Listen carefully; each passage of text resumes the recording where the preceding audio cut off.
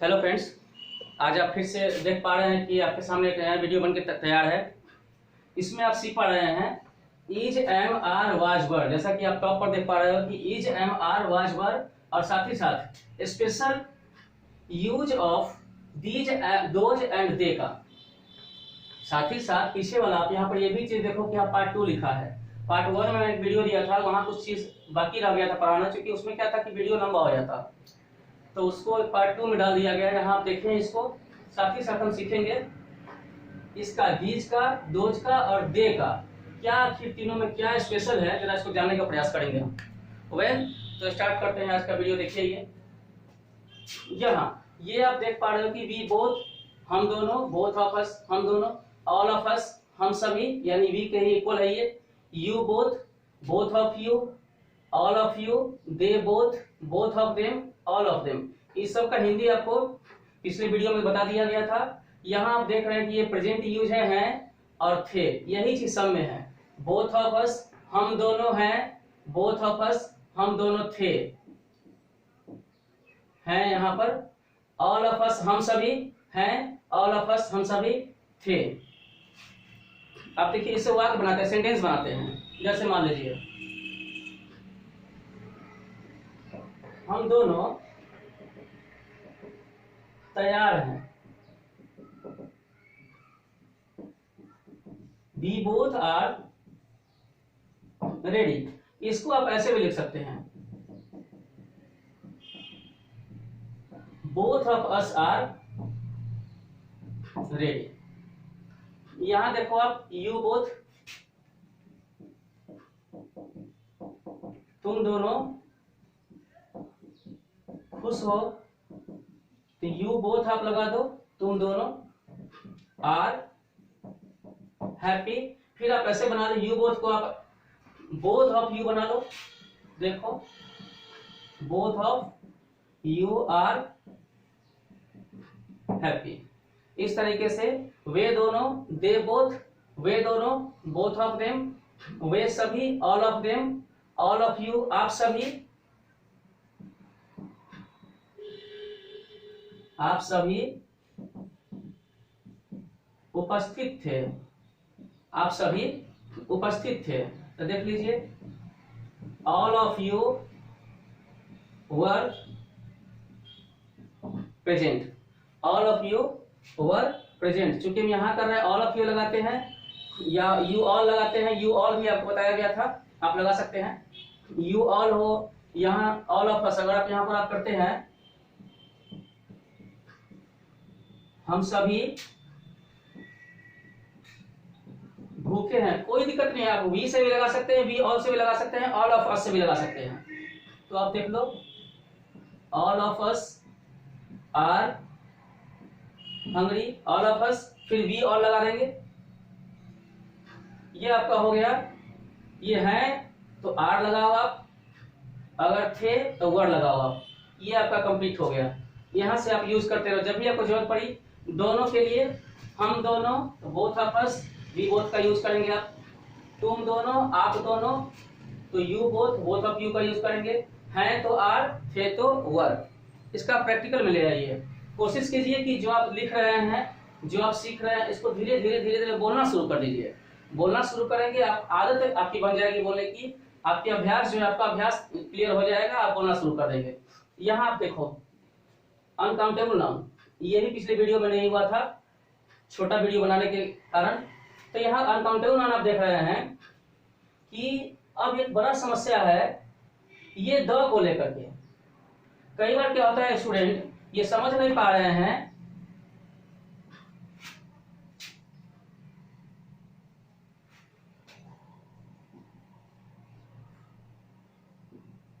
पानी साफ है ना। तो पानी साफ है। अब कुछ लोग क्या करेंगे, water is clean, the water is clean. अब बड़ा समस्या होता है यहाँ पर कि हम क्यों लगाए द, क्यों ना लगाए द। आप अगर याद रखें, वाटर है, आयरन है, गोल्ड है, सिल्वर है, जो अनकाउंटेबल इसको हम नहीं काउंट करते हैं। कर्ड है, ऑनेस्टी है, राइस है, फ्लोर है, चावल है, आटा है, ये सब के बारे में अगर हम नहीं उसको काउंट करते हैं, नहीं गिनते हैं। तो जनरल वे में, जनरल रूल में जब पानी साफ है, यहाँ पर एक खास आप दोनों वाक्य को हम बनाते हैं। आप यहाँ दोनों सेंटेंस को देखिए।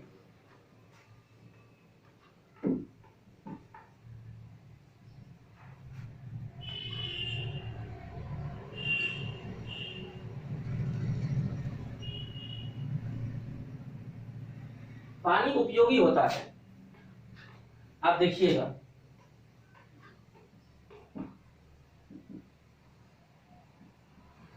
यूजफुल, पानी साफ है, पानी उपयोगी होता है। इन दोनों सेंटेंस पर आप विचार कीजिए, इन दोनों सेंटेंस पर आप विचार कीजिए। ये जो पानी है, ये जो बोलते हैं होता है, होती है, लगता है, लगती है, रहता है, रहती है, अगर ऐसा आता है तो इसके नेचर के बारे में बता रहे हैं कि पानी उपयोगी होता है, हर जगह का पानी उपयोगी है। तो जब ऐसे बात करेंगे तो द का यूज नहीं करेंगे, वाटर इज यूजफुल। अगर हम बोलते हैं, यहां से आप इसको स्क्रीनशॉट ले ले, हटा देते हैं इसको भी। अब इसका यूज आप करते रहेंगे, उम्मीद है इसको आप सीखे होंगे।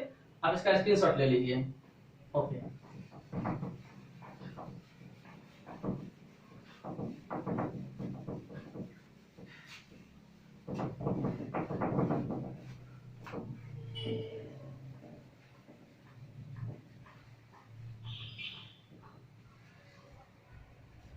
आपको करना क्या है, जैसे आप सोचिए, दही के बारे में लेते हैं। दही को हम काउंट नहीं करते हैं। अगर हम दही के बारे में बोलते हैं कि दही का नेचर क्या है, उसका स्वभाव क्या है, खट्टा होना। अगर हम बोलते हैं दही खट्टा होता है, सुनिए, दही खट्टा होता है तो उसका नेचर है। और एक तरफ हम देख पा रहे हैं कि दही जो है अनकाउंटेबल नाउन भी है, जिसको हम नहीं गिनते हैं। तो वहां पर हम द नहीं लगाएंगे, कर्ड इज सावर बोल देंगे। सावर मीन्स खट्टा, दही खट्टा होता है। आप यहां से भी देखिए, यहां विचार कीजिए, होता है, लगता है, रहता है, ऐसा आपको दिखाई देगा। तो यहाँ पर आप जब बात हो रही दही खट्टा होता है, तो दही का नेचर है ये, तो यहाँ पर आप द नहीं लगाएंगे। कर्ड इज शावर हो गया। अब बोलते हैं क्या, यहाँ सीखना जरूरी है, कहाँ हम लगाए ना लगाए, यहाँ द लगा के आपको यहाँ रख दिया गया है ताकि आपको अंतर बता दिया जाएगा। देखो आप यहाँ पर आप सोचिए, अगर ऐसा कर दिया जाए कि दही लाल है, सोचिएगा, आप दोनों वाक्य को बोलिए, दही लाल है और दही लाल होता है, आप दोनों बोलिए, तो आपको लग जाएगा नहीं दही लाल होता है। ऐसा अगर बोलते हैं तो कहाँ होता है दही लाल, दही का तो नेचर लाल होना नहीं है। अगर हम बोले कि दही उजला होता है, तब समझ में आएगी हाँ दही उजला होता है, क्योंकि उजली नहीं है, दही पुल्लिंग शब्द है, उसके हिसाब से आपको उजला होता है, खट्टा होता है। तो दही लाल है, इसका मतलब लग रहा है कि दही का स्वभाव लाल होना नहीं है, दही में हमने लाल रंग डाल के उसको लाल बना दिया है। तो कोई खास दही लाल है, तो आप यहाँ पर क्या करेंगे, द कर्ड इज रेड करेंगे। उम्मीद है आप समझ रहे होंगे। अब देखिए, आप सोना को गिनती करते हैं, सोना की गिनती नहीं करते हैं आप, तो आप क्या बोलेंगे, सोना पीला होता है। अगर ऐसा बोलते हैं, दूसरा हम वाक्य लिखते हैं, सोना मान लीजिए हरा है, सोना हरा है और सोना पीला होता है। आपको समझ में आ गया कि दोनों में से सोना को हरा किया गया है इसमें, इसलिए सोना हरा है। सोना के ऊपर से पेंट मार दिया गया हरा से। कोई खास सोना हरा है जो मेरे हाथ में है, जो मेरे सामने सोना है, उसकी जब हम बात करते हैं तो हम यहाँ द करेंगे, द गोल्ड इज ग्रीन। लेकिन सोना के अगर नेचर की बात करें, उसका प्राकृतिक गुण क्या है, तो पीला होना, तो आप वहां द नहीं लगाएंगे। Gold is yellow, gold is yellow. I hope कि आप इसको समझे होंगे, बहुत ही अच्छा समझना है आपको। ये दूध को आप ले लो, दूध स्वास्थ्यप्रद होता है, दूध उपयोगी होता है, दूध उजला होता है, तो ये सब उसका क्या है, नेचर है। तो आपको द मिल्क नहीं लगाना है, मिल्क लगाना है। Milk is white, milk is useful, ऐसा करके। अगर इसी दूध में एक कटोरा दूध है, उस दूध में किसी ने क्या किया कि दूध खट्टा है, चलिए अगर आप बोलते हैं दूध खट्टा है, एक वाक्य में आप लेते हैं दूध खट्टा होता है, आप तय कीजिए कौन सा वाक्य सही है, कौन सा सेंटेंस सही है। तो आप पाएंगे कि नहीं, दूध खट्टा है, चूंकि वो कोई खास किसी बर्तन में रखा दूध खट्टा है जो कल रात को तैयार नहीं किया गया, जिसके कारण वो खट्टा हो गया। तो आप किसी खास दूध के बारे में बोलेंगे तो आप द मिल्क बोलेंगे, न कि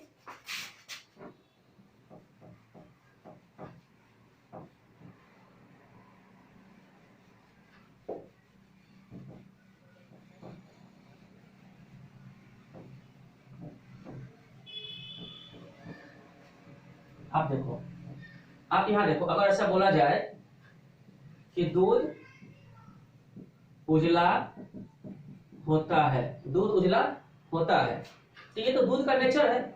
जब नेचर है उसका तो आपको द नहीं लगाना है। मिल्क इज वाइट, और दूध खट्टा है, खट्टा हो गया दूध, तो क्या बोलेंगे, द मिल्क इज शावर। ये भी है, दूध खट्टा है, कोई खास दूध खट्टा हो गया है। ठीक है, इसको आपने समझ लिया। अब आगे आते हैं। अब ये आप देख पा रहे हैं यहाँ बोर्ड के टॉप पर special use of these, those and दे। एक आपने देखा, यहाँ आप दे देख रहे हो यहाँ पर, तो आपको लग रहा है कि ये जो दे है इसकी हिंदी वे और वे लोग, वे सब अपना अकॉर्डिंग टू आपकी नेसेसिटी जो है, आपकी जरूरत, उसके अकॉर्डिंग आप बनाते हैं। लेकिन अब दे का यूज अगर हम कहें कि पशु पक्षी वस्तु सबके लिए होता है, तब थोड़ा सा आप सोचने लगेंगे कि दे में तो केवल आदमी की बात आप कर रहे थे, लोग की बात करते थे, they were present in the meeting, वे लोग मीटिंग में मौजूद थे।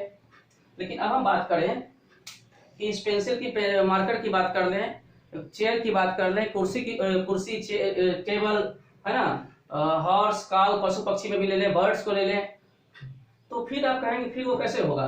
तो चलिए उसको भी सीखते हैं। इसको हटा दिया जाए, देखिए ले ली स्क्रीनशॉट इसका।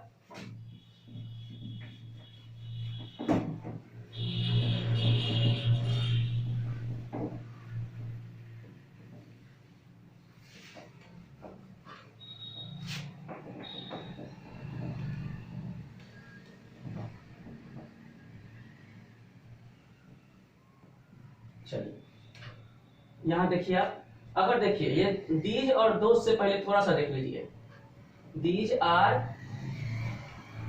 Those are, these are pens.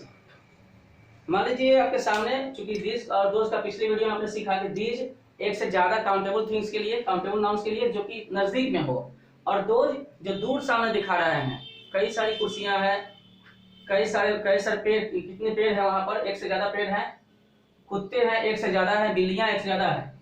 तो दीज आर पेन्स हम करते हैं, ये कलमें हैं दिखाने के लिए, सामने दिखाने के लिए। फर्स्ट टाइम अगर बोलते हैं तो दीज और दोज का, अब बोलेंगे इसके बारे में बोलते हैं, ये कलमें हैं तो दीज आर पेन्स। अगर बोलते हैं ये लाल हैं, देखिए आपने पहले क्या कह दिया, दीज आर पेन्स, सामने कलमें रखी हुई हैं, आप उसको दिखा के बोल रहे हो कि these are pens, those are my pens, वे सब मेरी कलमें हैं। आप ऐसे करते हैं अगर, तो ये लाल है, अब इस कलम के बारे में आप क्या बोल रहे हैं, इस पेन के बारे में क्या बोल रहे हैं, ये मतलब ये सब लाल है, तो आप दे का प्रयोग करेंगे, दे आर रेड। ये है नई चीज आपको सीखने के लायक। देखिए फिर आप करते हैं, वे मेरी बिल्लियां हैं, वे मेरी बिल्लियां हैं, वे सब मेरी बिल्लियां हैं, बिल्लियां दूर है, 4 5 10 बिल्लियां सामने हैं, तो उसके तरफ इशारा करके आप बोल रहे हो कि those are my cats, those are my cats. लेकिन आप जान लो कि अगर उसी बिल्ली के बारे में कुछ बोलना है आपको, अब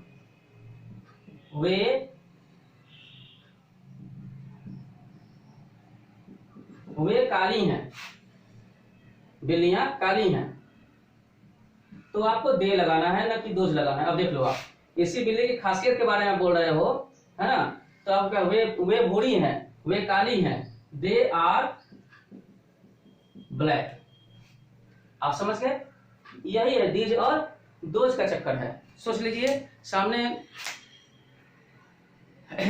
कुछ कुत्ते हैं, दीज आर डॉग्स, अब ये यानी कि इस दे की हिंदी आप ये और वे दोनों बोल सकते हैं, जान लीजिए आप।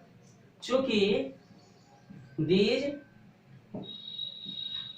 ये सब, दोज वे सब, दे वे वे और ये सब और वे सब। दोज आर रूम्स, वे सब कमरे हैं।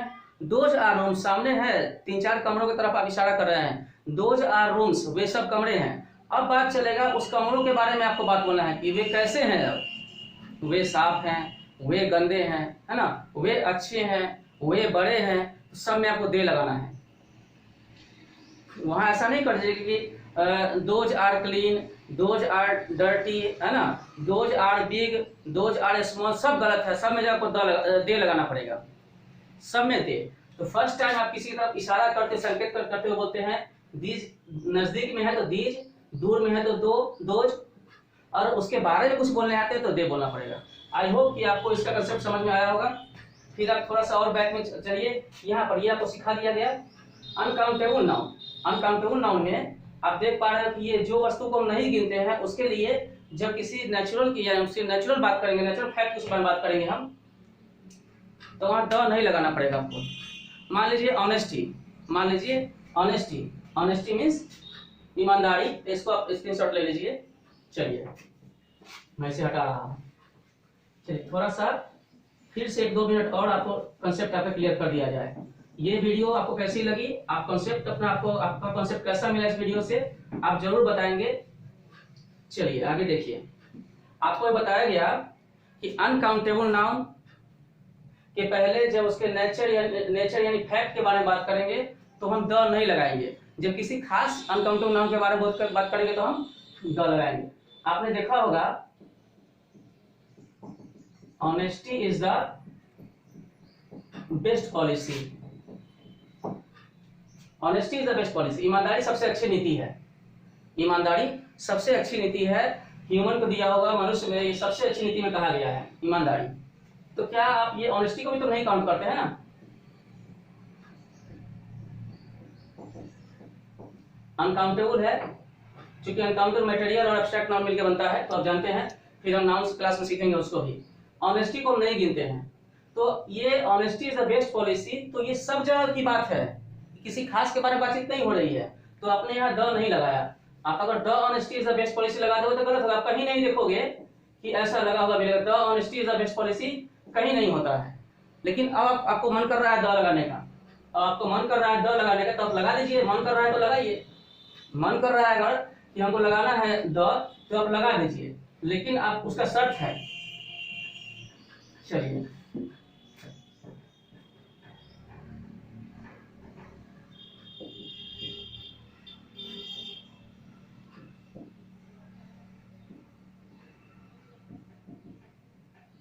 मोहन की ईमानदारी संदेह से परे है। आप देखिए honesty is the best policy, ईमानदारी सबसे अच्छी नीति है। यहाँ कह रहा है मोहन की ईमानदारी संदेह से परे है। किसकी ईमानदारी? मोहन की खास कर दिया, अब इस ऑनेस्टी को भी खास कर दिया। तो आप कर दीजिए, या तो आप मोहन्स ऑनेस्टी कर दीजिए, Mohan's honesty is above suspicion, या फिर the honesty of Mohan, the honesty of Mohan is above suspicion. The honesty of Mohan, अब मोहन की ईमानदारी देख रहा है ना, खास कर दिया। इस ईमानदारी शब्द को भी किसी खास से जोड़ दिया ना, तो किसी खास अनकाउंटेबल नाउन की जब बात करेंगे तो वहां हम द लगाएंगे। जब एक बात चलेगी, जब पूरे नेचर की बात करेंगे तो वहां तो हम नहीं लगाएंगे। आई होप कि आपको ये वीडियो पसंद आया होगा और आप बताएंगे कमेंट के माध्यम से। उम्मीद है कि आप इसको देखेंगे, समझेंगे, सीखेंगे, और आप लाइक भी करें और सब्सक्राइब भी करें और लोगों में शेयर करें, और आप मेरा हौसला बढ़ाते चलें। Thank you, thanks for watching my video.